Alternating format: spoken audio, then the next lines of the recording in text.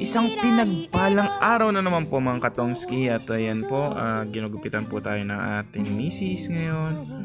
Pasensya na po hindi po ako nakapag-update sa inyo sa mga nakaraang buwan dahil nahinto po ang ating pagbablog. At ito na naman po tayo ngayon. Tatry po natin uling mag-start ng vlogging. So, ayun po, gusto ko po sanang magpakalbo po ngayong araw. Bali, ako na lang po sana ang gagawa. I-resort ko nga lang po sana ang sarili ko dahil yun po yung ginagawa po natin sa ating malaking bangka.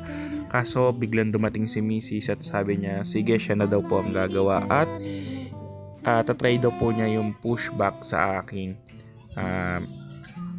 buhok. So, ayun nga po. Yung naging resulta po is okay naman po, maganda at magaling naman po kahit paano si Mrs. sa paggugupit, pero hindi po siya talagang full time na nagugupit ha. Bali sinubukan lang po talaga niya dyan na gupitan po ako. So ayun po, seryoso po si Mrs. sa paggupit po sa atin. So mga katongski, tignan po natin sa mga susunod na araw kung makakapag-update po tayo sa mga vlog po natin. At maraming salamat po sa patuloy ninyong pagsuporta. Just remember po na i-share nyo po ang ating video para sa mga updated vlogs po natin. At pasensya na po ulit dahil nahinto po tayo sa ilang buwan na pagbablog. So maraming salamat po ulit mga tongski, and advance na po. Merry Christmas po.